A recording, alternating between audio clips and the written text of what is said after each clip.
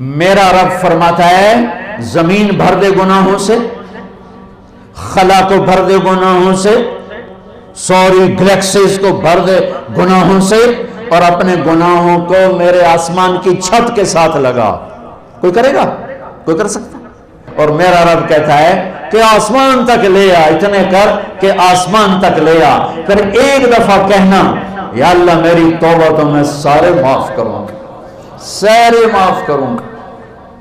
میرے نبی نے ترمذی کی روایت، میرے نبی نے فرمایا کفل بنی اسرائیل کا ایک نوجوان تھا، روزانہ رات کو نئی لڑکی لاتا تھا اپنے کمرے میں۔ ایک رات ایک لڑکی کو 60 دینار میں لے کر آیا۔ 60 دینار لاکھوں روپیہ بنتا ہے آج کا۔ دروازہ بند کیا، اس کو مڑ کر دیکھا، وہ رو رہی تھی۔ تو کفل نے کہا میں زبردستی تو نہیں کر رہا، سودا کیا ہے۔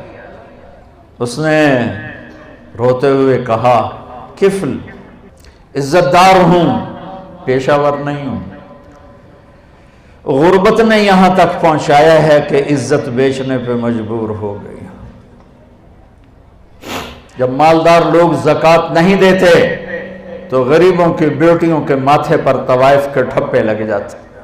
میرے ہوم ٹاؤن تلمبا ہے، وہاں رنجیت سنگھ نے ایک محلہ بنایا تھا۔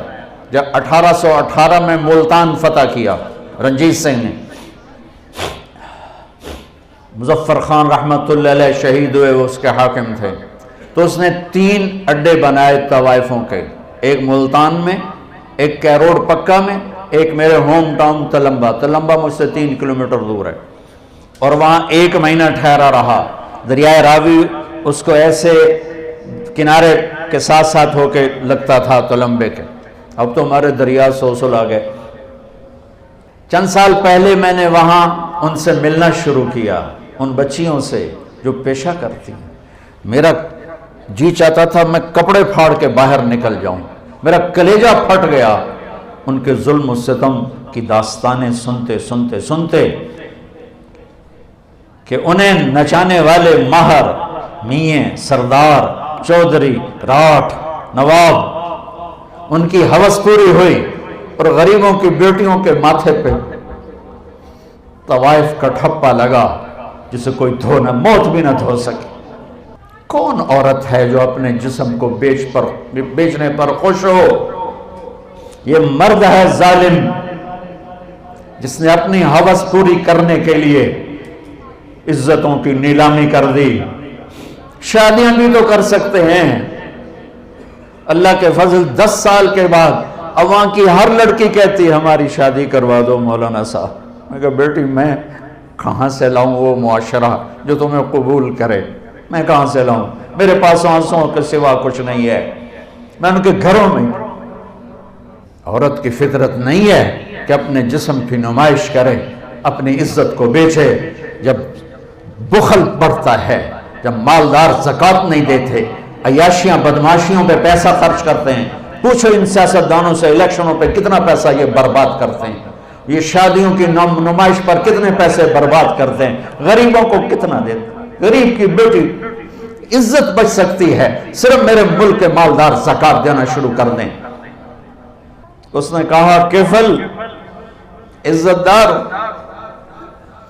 بھوک نے جسم بیچنے پہ مجبور کیا۔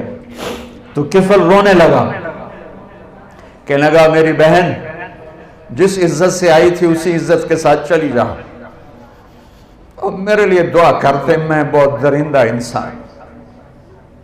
وہ چلی، اور جو تجھے پیسے دی بہت بڑی رقم تھی، کہا لے جا تجھے ہدیہ ہے۔ جب صبح ہوئی وہ گھر پہنچی، کفل مر گیا، اچانک مر گیا، اور یہ اتنا گندا انسان تھا کہ کل اس کی میت کو دیکھ کر کوئی اسے کندھا دینے نہ آتا، کوئی اس کا جنازہ پڑھنے نہ آتا۔